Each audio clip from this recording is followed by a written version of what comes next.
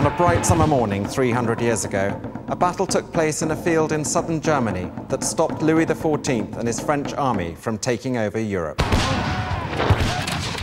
It was a spectacular victory for the English army and their commander, the Duke of Marlborough, an ancestor of mine whose portrait presides over the main hall here at Altrip.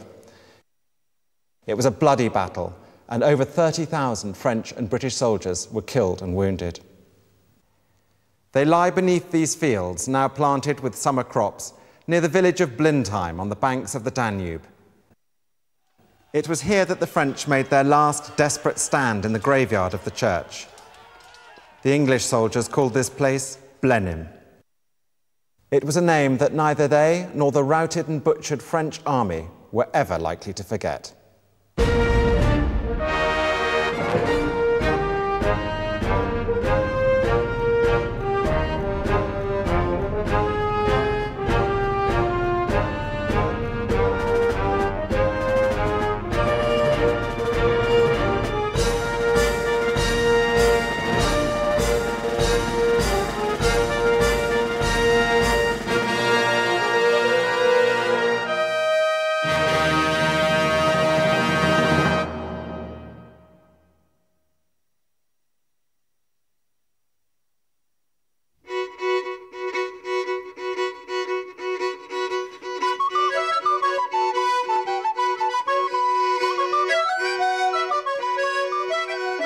In 1673, 31 years before the Battle of Blenheim, England and France were joined in uneasy alliance. The French were besieging the great Dutch fortress of Maastricht. And after bitter fighting, it was a young English officer that was first to plant the fleur-de-lis on the enemy ramparts, before being wounded during a doomed Dutch counterattack. His bravery was publicly recognised by a no lesser figure than Louis XIV, King of France. That young English officer was my ancestor, John Churchill, later 1st Duke of Marlborough. A generation on, this man, whom Louis had recommended for promotion, would inflict on France one of the greatest defeats in her history and end the Sun King's dream of dominating Europe.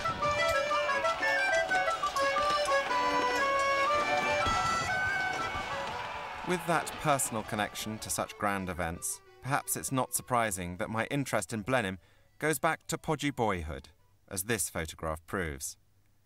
It was during my History O-Level project that I first discovered how significant and how rich in drama and valour the story of Blenheim really was. It was one of those decisive forays into the continent that Britain has occasionally made, yet curiously, it reverberates in the national psyche much less than the Battle of Waterloo, or the great victory of Agincourt. To most, the name of Blenheim conjures up images of the Baroque magnificence of Blenheim Palace, not the savage engagement fought in the fields of Bavaria, where the fortunes of the European powers were decided at bayonet point. 300 years on, I'm retracing the steps that led my illustrious ancestor to that place. The road to the battlefield of Blenheim began here in Bedburg, 20 miles northwest of Cologne, in the northern Rhineland. 30 years on from the siege of Maastricht, the English and Dutch were allies, with France the common foe. On the 20th of May 1704, 21,000 Dutch and British troops assembled here under the command of the Duke of Marlborough. At first light, the army headed off south. It was the beginning of one of the greatest military manoeuvres in history.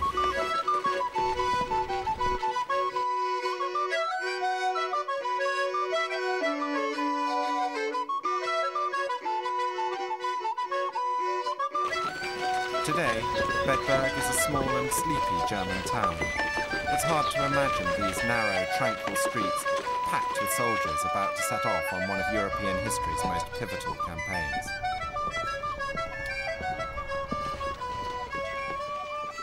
Two-thirds of the marching troops were British. There were so many regiments here in the Rhineland that there weren't enough left in London to perform the ceremonial duties at the Tower of London.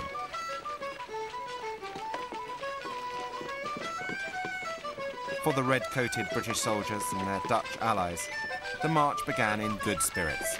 They were rested, they were fed, and they had great faith in their commander, the Duke of Marlborough.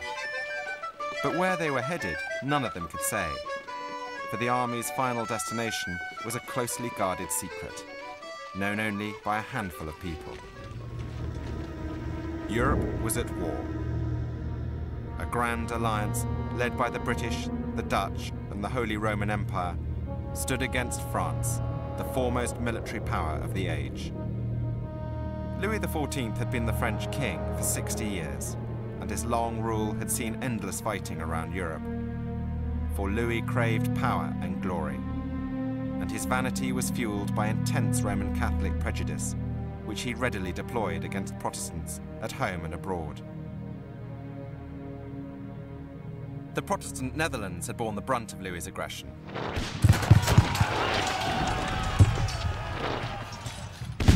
Their ruler, William of Orange, later William III of England, was Louis's most implacable enemy.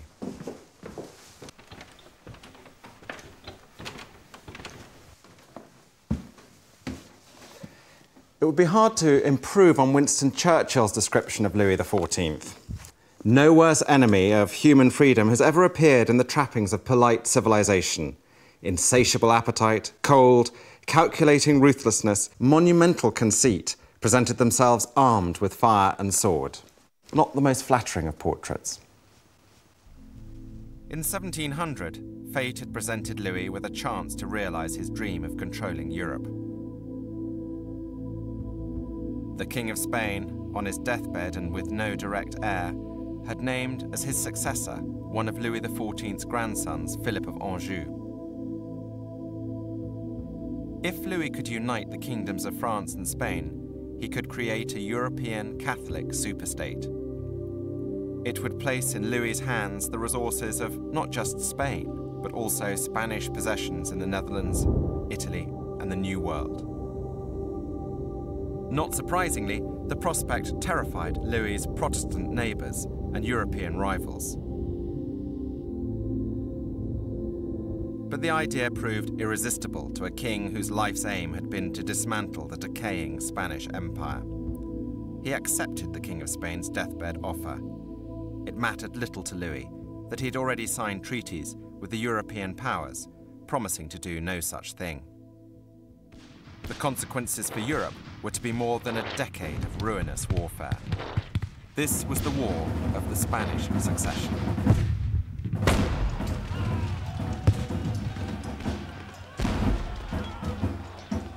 The Grand Alliance fought, in the words of England's Queen Anne, for the preservation of the liberty of Europe, reducing within just bounds the exorbitant power of France. Louis XIV had added one further particular offence to England. He recognised as ruler of England not the Protestant Queen Anne, but the Catholic son of the deposed James II, the so-called James III. If there was one thing likely to unite the English Parliament at this time, it was a foreigner threatening to impose another Catholic Stuart monarch upon them. France initially seemed to hold many of the advantages in the war. Louis ruled the most populous state in Europe, with 20 million people, to which had just been added all the resources of the Spanish Empire. And the centralised, autocratic state of France had 60 years of military victories behind her. The Grand Alliance, on the other hand, appeared disparate, scattered around France's borders, making it almost impossible for the Allies to act in concert. After 2 years of warfare, neither side had achieved anything of consequence. The war had followed a predictable, ponderous course. Most commanders of the age hoped to avoid the uncertainty and bloodshed of the battlefield. Instead, the taking of strategic towns and fortresses by siege was the preferred mode of warfare. But this could rarely prove decisive. Siege warfare isn't like open warfare. On an open battlefield, you can lose it in a day. If it all goes wrong, that's it. A siege you can plan for very, very carefully, and if it's successful, then you've captured a major city, you've done great damage to your enemy, and there's even rewards like the gunners being given the church bells to melt down to make guns. Basically, there's monetary rewards in that. Treat yourself to the best gift in history this holiday season. Enjoy unlimited access to award-winning podcasts and thousands of hours of original history documentaries released weekly exclusively on History Hit. There are topics for all history lovers, from Pompeii to D-Day. Sign up via the link in the description for an exclusive discount. Don't miss out on this incredible opportunity to explore the past like never before with History Hit. Now, as the armies rolled into action across Europe for the campaign season of 1704, the Duke of Marlborough's march from Bedburg marked a radical new development. For 2 years, the British had campaigned in the Netherlands. There, they depended on the voluntary cooperation of the Dutch. But their caution had frustrated Marlborough's desire for bold action at every turn. The capture of Liège in October 1702 was one of his few notable achievements. The Dutch Assembly, called the States General, met here at the Hall of Knights. It was in this very room that they received foreign ambassadors and dignitaries, including the Duke of Marlborough. And they were not going to allow anyone, especially not an Englishman, to gamble with the security of their homeland by taking unnecessary risks. It's difficult to blame the Dutch. The atrocities committed by French soldiers the last time they had breached the frontier were still within living memory.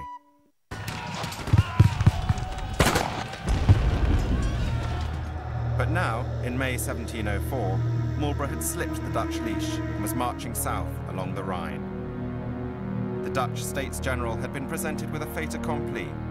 Marlborough simply announced his decision to campaign outside the Netherlands and suggested that the Dutch support him. As Marlborough needlessly reminded them, if his army was destroyed through lack of numbers, it would be as much a disaster for the Dutch as for the British. What could the Dutch do but send 7,000 of their troops to accompany Marlborough on his dangerous and still secret escapade? Here at Koblenz, where the rivers Rhine and Moselle meet, most observers expected Marlborough to turn southwest and attack France along the Moselle Valley. The French were confident this was the Allied plan.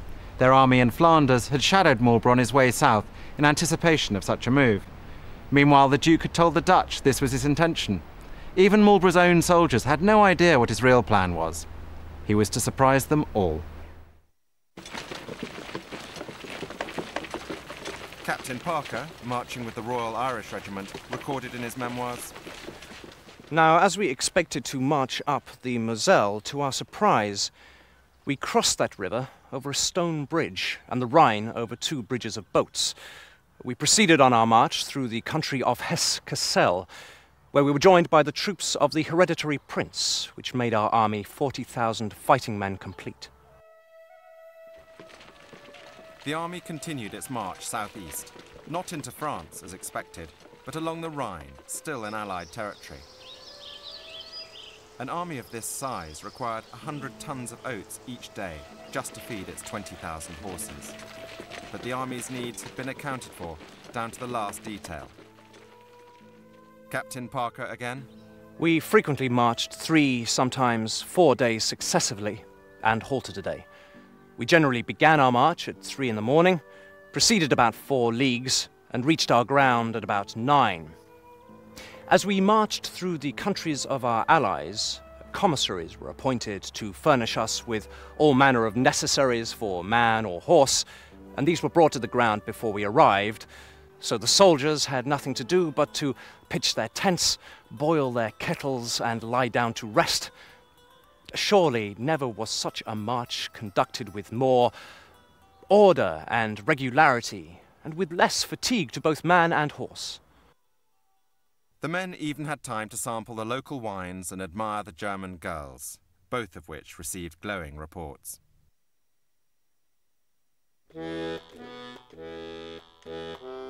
Marlborough's attention to the logistics of his secret march reaped its reward. With only a handful of staff officers to assist him, he had planned the movement of his army in astonishing detail. At the start of the 18th century, the British Army didn't have a system of supply or a logistics corps to speak of. All these responsibilities fell to Marlborough. In a stream of correspondence to the German princes of the Rhineland, he arranged for depots of food and supplies to be established on the route of march, for roads and bridges to be prepared, and for barges to be found to move the army's baggage up the Rhine. Each day's march was carefully plotted, and each night's camp prepared. It was the level of detail required to make such an enterprise succeed. The soldiers took to calling the Duke Corporal John because of the concern he showed for their well-being. He had earned their gratitude and loyalty, both of which would be essential in the weeks ahead. There was something fundamental that allowed the smooth passage of Marlborough's army. It paid its way. Most other armies of the period lived on pillage and requisitions. The approach of an army was an event that traditionally terrified rural communities. But Marlborough was able to and insisted that his army paid for its supplies at a fair price. Local farmers actually sought out the army to sell their produce, rather than hiding their grain and running for the hills. The important lessons for the march were that if you prepare your soldiers and you prepare the food and the equipment and the medical supplies and give them the boots, then they can achieve what was apparently impossible. And for future campaigns, a great deal of preparation went into them to ensure that Marlborough's lessons weren't lost. They were, however, lost on armies like that of Napoleon, and when he went into Spain and Portugal, they lived by stealing and taking things off the population.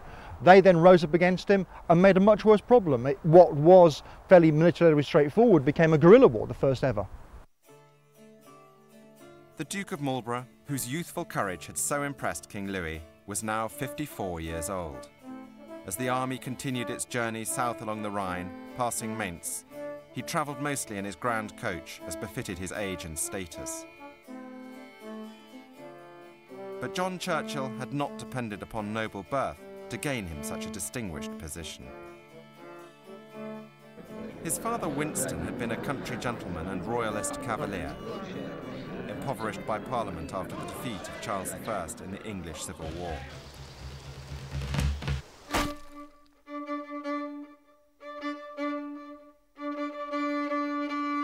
When the monarchy was restored in 1660, Charles II showed his gratitude by offering places at court for Churchill's children.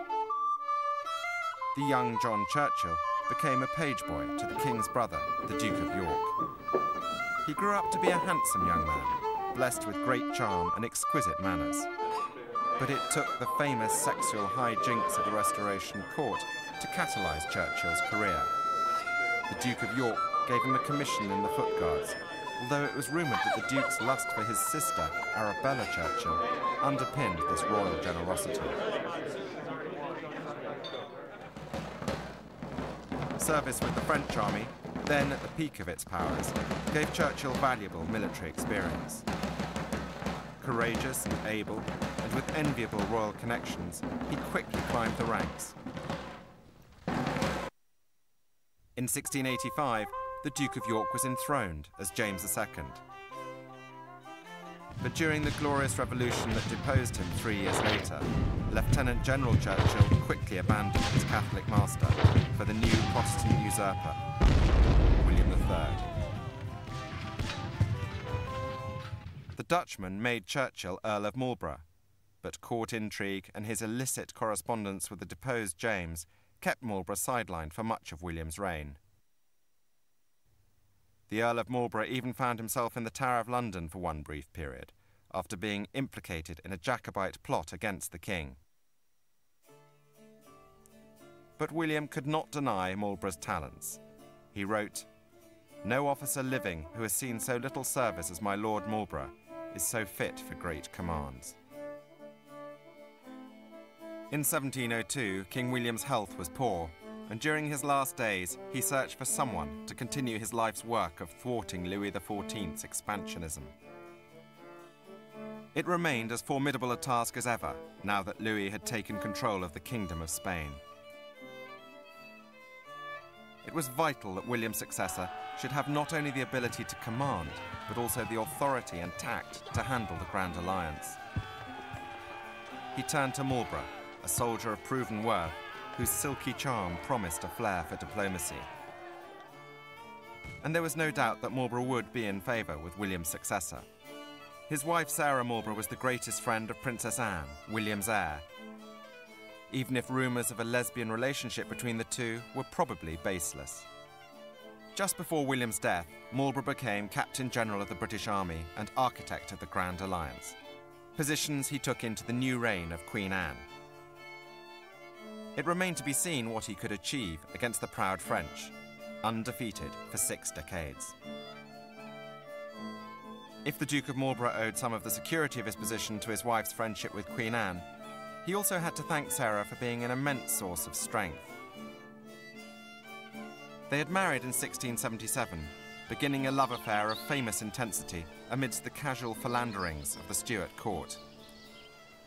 But the recent death of their eldest son, Jack, had put new strains on their relationship.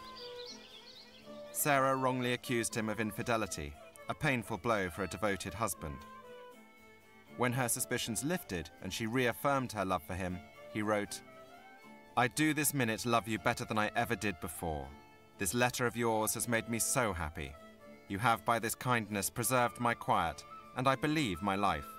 For till I had this letter, I have been very indifferent of what should become of myself. I have pressed this business of carrying an army into Germany in order to leave a good name behind me, wishing for nothing else but good success. I shall now add that of having a long life, that I may be happy with you." Free from domestic distractions, Marlborough could concentrate on his attack into Germany. As his army continued south, the going began to get tough. Despite the best provisions that could be made for them, the many miles of marching began to take their toll on soldiers and horses alike. The army had to pass through the Taunus mountains of western Germany as it continued south. Terrible roads and summer rains almost brought progress to a standstill. Private Dean, marching with the 1st Foot Guards, described conditions in his diary. "One thing observable. It hath rained 32 days together, more or less. And miserable marshes we have had for dirty, dark, uneven roads, and through tedious woods and wildernesses, and over vast, high rocks and mountains, that it may be easily judged what our little army has had to endure, and what unusual hardships they went through." Within the ranks of the army, there was also a certain Captain Blackadder. Like his fictional namesake, Blackadder was a pessimist of the highest order.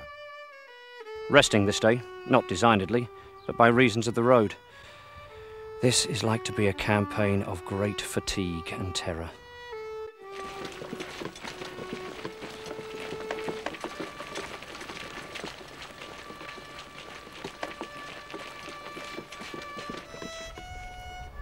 Even though Marlborough had passed by the Moselle, the French were still convinced that he would attack France, either through Alsace or via Strasbourg. Marlborough fueled these suspicions, ordering his allies to build a bridge of boats at Philipsburg. However, this turned out to be nothing more than a cunning deception. On arriving here, at Weisloch, Marlborough turned southeast, finally revealing his hand. The truth was, he had never intended to attack France. His destination had always been the Danube. The Duke had pulled off a spectacular hoax. What could have justified such a long, dangerous march across the face of hostile France? The Grand Alliance was in crisis. The Dutch would risk nothing, and many in England wanted to abandon the continent to pursue a maritime war. The Holy Roman Empire, meanwhile, was struggling to hold the French in northern Italy, whilst facing revolt in Hungary. And in 1703, the Elector of Bavaria, Maximilian Emanuel, a man of uncertain loyalty commanding 45,000 troops, abandoned his long allegiance to the Holy Roman Empire and the Grand Alliance. He had decided that an alliance with Louis had more to offer. With the forces of the Holy Roman Empire already spread dangerously thin in 1704, the imperial capital of Vienna now lay open to French Bavarian attack. If Vienna was lost, the empire would be forced to make peace with Louis XIV. The Netherlands could then be overrun, and England would stand in isolated peril on the edge of the continent. Europe would be at the mercy of Louis XIV, a warlike tyrant who would show no mercy to his Protestant neighbours and dynastic rivals.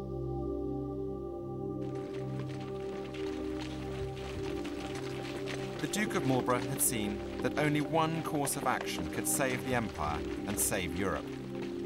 He must join with imperial forces on the Danube and knock Bavaria out of the war. It was a desperate gamble, but failure was unthinkable. The Duke scarcely exaggerated when he wrote, "The issue in this matter is victory or death." But the march was a success. Far off, enshrined in the splendour of Versailles, the Sun King observed the movement of Marlborough's army, that scarlet caterpillar wending its way across the maps of Europe. Now, royal messengers were racing back and forth between Louis and his marshals in the field, as French plans were hastily re-evaluated in the light of Marlborough's strategic coup. Marlborough's march was so audacious and so cleverly disguised that the French were totally wrong-footed. He had dragged Marshal Villeroy's army away from Holland in his wake, freeing the nervous Dutch from imminent danger. The planned French-Bavarian advance on Vienna was paralysed as everyone waited to see where Marlborough's blow would land. Marshal Tallard's French army, which had been destined to join the forces of the Elector of Bavaria, had recrossed the Rhine, anticipating the Allied lunge into Alsace that never came. Now the treacherous Elector and the small French army of Marshal Marsin lay outnumbered and isolated as Marlborough arrived on the frontier of Bavaria. Detachments of reinforcements from Prussia, Hanover, Denmark and the Netherlands were en route to join him here.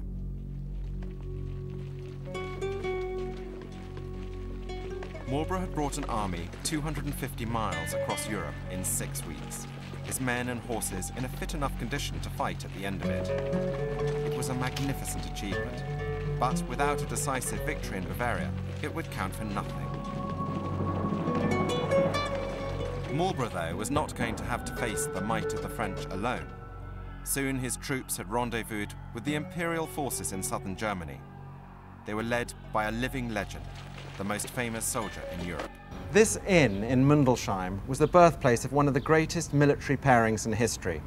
The combination of the urbane, 54-year-old English Duke of Marlborough and the fiery Franco-Italian Prince Eugene of Savoy was to be the curse of Louis's final years. Eugene had wanted to serve in the French army, but Louis had refused it, thinking he would be better off in the church. Disgusted, Eugene left the court and joined the imperial army, where he rose quickly at the age of 30 to become a field marshal. It was now that he hoped to get his revenge on Louis XIV. As Marlborough and Eugene dined here together on the 9th of June 1704, the Englishman was impressed by the prince's openness. Eugene also formed a favourable opinion of his new ally, writing to his master, the Emperor Leopold, that Marlborough is a man of high intelligence, of gallantry, well-disposed, and with a keen desire to achieve something of consequence. Eugene and Marlborough were to become one of history's most spectacular double acts, but there was also to be a third Allied commander in Bavaria. He was Louis, Margrave of Baden. However, Prince Eugene warned Marlborough to be on his guard with Baden, who he believed to be an over-cautious and unimaginative commander, and a vain and difficult man. There were even rumours, probably unfounded, that he intended to betray the Grand Alliance. I think the Marquis of Baden's not so much a security risk, he's a risk to the cohesion of the force. He's the third commander who wouldn't necessarily agree with Marlborough or Eugene, and therefore getting rid of him meant they were able to make rapid decisions without having to essentially go into a committee. I don't think he was likely to betray them or cause problems. His only problem might be in disagreeing at a time when they had to do something rapidly. On the march south, and more especially in the battles that followed, it was vital to overcome the difficulties posed by the many different nationalities and languages within the alliance. Battle flags and standards were essential to identify units in the heat and smoke of the action. It was while researching this aspect of the battle that I came across an old banner of the time in the attic at Altrip. Although it certainly looks like it's been through many a battle, I took it to the National Army Museum in Chelsea to get a professional opinion. I was going to meet Stephen Ede Barrett, one of their associated experts on liveries, banners and flags. It's fallen apart, really. But I remember it when I was a boy. It was hanging in the hall at home, and my grandfather always maintained it was from Blenheim. The cloth always shreds in the same direction. It's because the warp and the weft are different. Right. So it looks as though it's been slashed with a razor blade. It hasn't. You find the same thing on old curtains, yes, which you're probably aware of. Yes. So it certainly makes it pre about 1850. I would guess that from the colouring it should have been white. We have some fleur-de-lis surviving. But would you expect something to last 300 years made of these? Quite a number do. Is that right? There's a number here at the museum. So would a flag like this have found its way into battle or not? Oh, most definitely. Every troop of horse carried one similar to this. Every regiment of foot carried 2 or 3, or in the case of some French regiments, more of the big 6-foot ones. Yes. It was normal to measure the size of your victory by how many flags you'd taken from the enemy. Yes. And who held these things? I mean, who's the poor man who's not armed and just carrying one of these? On horseback, he's called a cornet, and it's a very dangerous position. Yes. Holding one of these makes you a target. Yes. And it was considered a great loss and a great dishonour to lose your company flag or your company ensign. So what's the real test here? Would you have to take something away, a sample away? The fact that it's the same both sides suggests that it isn't actually a Blenheim flag. Right. So what's your verdict then? I think it's a very early rental flag. As you know, the family pays rent for Blenheim of 1 flag per annum. Yes. Originally, of course, the family had a new flag made each year, whereas now the flag is given back. Yes. I think what you have here is a very, very early one, which somehow has come back into the family. Yes. So for 1 year, you probably didn't pay rent. It's long overdue. With interest. 300 years earlier, the real standards of Marlborough and Eugene were about to see their first action of the campaign. The time had come to exploit the success of Marlborough's march and the surprise it had gained. The Allied commanders agreed to divide their forces. Prince Eugene led a small force to the Rhine to prevent the 2 French armies on the far bank from reinforcing the Elector of Bavaria. Marlborough and Baden, meanwhile, advanced to Donauwörth. They needed to capture this town to gain a crossing point over the Danube and to secure a supply base for the campaign. Donauwörth was protected by the Schellenberg, this huge bell-like mountain whose fortifications had seen off invaders a dozen times before. Now 13,000 French and Bavarian troops dug in, tightening their defences. They knew reinforcements were on the way, and they believed they could make this place impregnable before Marlborough attacked. But they were wrong. Fearing the imminent arrival of French reinforcements, Marlborough insisted to the normally cautious Prince of Baden that an immediate all-out attack be made on the Schellenberg. The Allied army arrived at Donauwörth at the end of a day's march, but they still attacked that same evening. Brigades of elite grenadiers led the way, tall men in mitre caps who carried hatchets and grenades, as well as the usual flintlock musket. Regiments of British, German and Dutch infantry, supported by dragoons, followed them. As the assault force moved forward, a thunderous artillery attack was unleashed on the French positions. The Colonel of Grenadiers, Jean de la Colonie, was in reserve on the Schellenberg. His men were the first to suffer the Allied bombardment, and he vividly described what followed. They concentrated their fire upon us, and with their first discharge carried off Count de la Bastille, the lieutenant of my own company, with whom at the moment I was speaking, and 12 grenadiers, who fell side by side in the ranks, so that my coat was covered with brains and blood.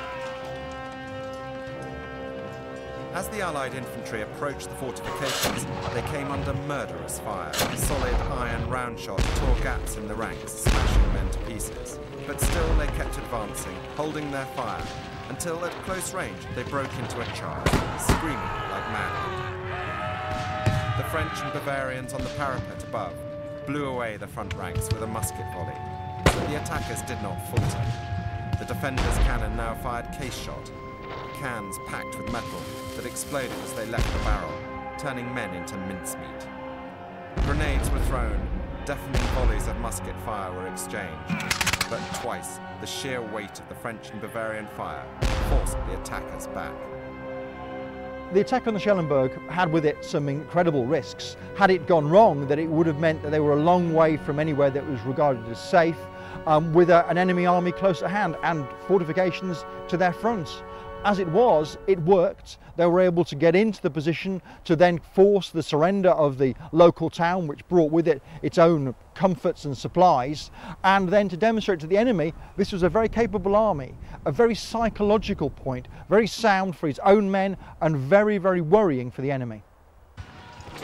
Yet Baden's Imperial Grenadiers, probing the enemy defences, found a lightly defended section of wall and broke through.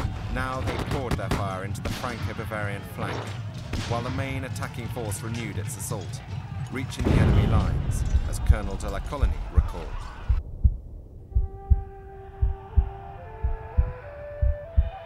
We were all fighting hand to hand, hurling the assailants back as they clutched at the parapet. Men were tearing at the muzzles of guns and bayonets which pierced their entrails, crushing under their feet their own wounded comrades, and even gouging out their opponents' eyes with their nails. When the grip was so close, neither could make use of their weapons. With the lines breached and the French and Bavarians caught in a pincer movement, they broke ranks and fled. The press of terrified fugitives was so great that a pontoon bridge over the Danube broke, and hundreds fell to their death in the swirling river. Meanwhile, Allied dragoons scoured the rear of the Schellenberg for survivors. After such a costly assault, it was expected that little mercy would be shown. The wounded were ruthlessly dispatched with the thrust of a sword. Had the attack failed, there's no question that the entire Allied army would have been at a disadvantage. They would have then been faced with a garrison that was hostile, an enemy force that was mobile and could then pin them in some way, and they would have been in very, very great danger.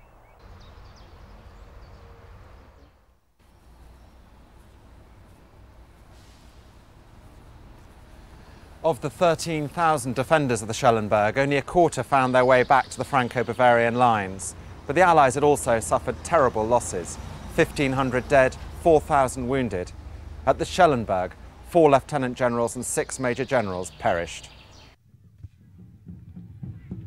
The pious Captain Blackadder reflected with typical somberness on the assault. We gained our point and beat the enemy from their post, and yet we have no reason to think highly of ourselves. The British value themselves too much and think nothing can stand before them.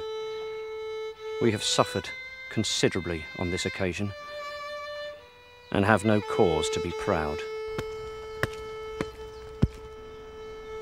Today, the Schellenberg remains a sombre place, with a memorial to the dead at the foot of the hill.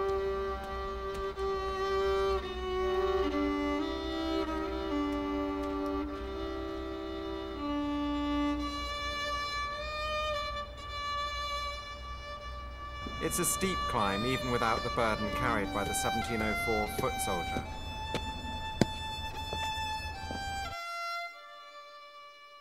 The stations of the cross punctuate the ascent, and at the top, across the main road, you can still see the mounds of earth where the French made their last stand.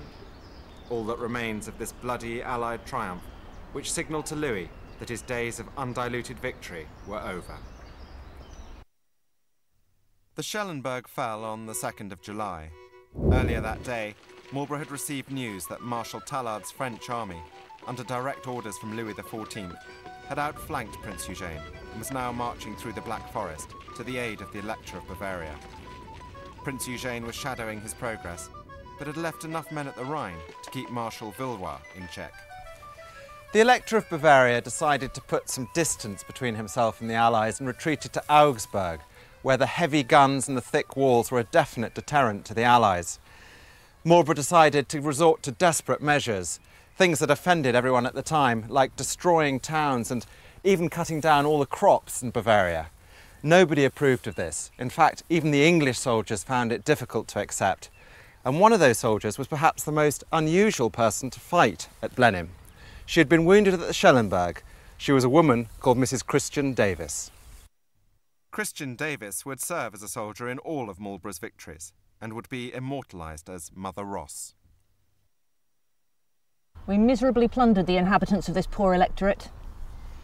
I'd left the hospital time enough to contribute to their misery and to share in the plunder. We spared nothing, killing, burning, or otherwise destroying whatever we could carry off. The bells of the churches we broke to pieces that we might bring them away with us. Plunder is vitally important in animating the troops, getting them to do what you want. Very often they'd volunteered because they wanted clothes on their back and food in their belly, but they always knew at the back of their minds that if they took part in the successful assault of a city, then whatever was in there was theirs. Very often discipline would collapse completely, and one of the great perks was if there was food, if there was wine, if there was women, they were yours until they could establish any form of discipline again. And frankly, throughout the campaign, if there was a chance to get something, soldiers would try and do it. But very often they were part of a regiment. They couldn't straggle, they couldn't go away because you may never see them again. But the women who accompanied the army with the baggage train, they were the ones that could go off and steal, and it was much more difficult to discipline. So they would be the ones coming back with food, with animals, with whatever they'd got, and they were a fearsome bunch. The Elector of Bavaria was traumatised by the ravaging of his lands and demanded assurances that French reinforcements were on their way. In a note hidden in the coat button of a secret messenger, Marshal Tallard was able to confirm his approach. On the 6th of August, the armies of Marshal Tallard and the Elector of Bavaria finally combined. As this menacing new army of 56,000 men turned on him, Prince Eugene sent a desperate message to Marlborough. Sir, the enemy have marched. It is virtually certain that their whole army has crossed the Danube. I have held on here all day, but with only 18 battalions I dare not stay the night. Everything, my lord, depends upon haste, and that you get moving straight away in order to join me tomorrow. Otherwise, I fear it'll be too late. While I have been writing this, I've received certain news that their whole army has crossed. Therefore, there is not a moment to lose. Marlborough's men were en route within hours, and by nightfall the following day, their two armies had united. The Margrave of Baden, though, had left with 15,000 men to besiege Ingolstadt. Marlborough and Eugene preferred to be without their difficult, unimaginative colleague, even if this left them at a numerical disadvantage to their enemies. Margrave not being on the battlefield meant that actually absent was a large number of soldiers. Those soldiers could arguably have been very useful. But had he disagreed, had he ignored an order he was given, the whole of the battle plan might have collapsed and would never have worked. So sending him away ensured that whatever was agreed between the two generals, between Marlborough and Eugene, meant that it was going to happen because the two of them had without doubt a meeting of minds. A third party may well have been destructive for the entire campaign. As Tallard advanced on Prince Eugene's forces, he believed the enemy was steadily but surely being pushed out of Bavaria. But this successful courtier and former ambassador to the King of England was proving himself to be a sloppy soldier. The river and the wooded hills that break up the plain of Bavaria offered secure defensive positions for his army as it pushed towards Donauwörth. So it was almost inconceivable to him that he should be attacked in such terrain. But Tallard had not reckoned on the aggressive instincts of Marlborough and Eugene, nor did he appear to appreciate that the entire Allied strategy for 1704 depended upon forcing a decisive battle here on the Danube.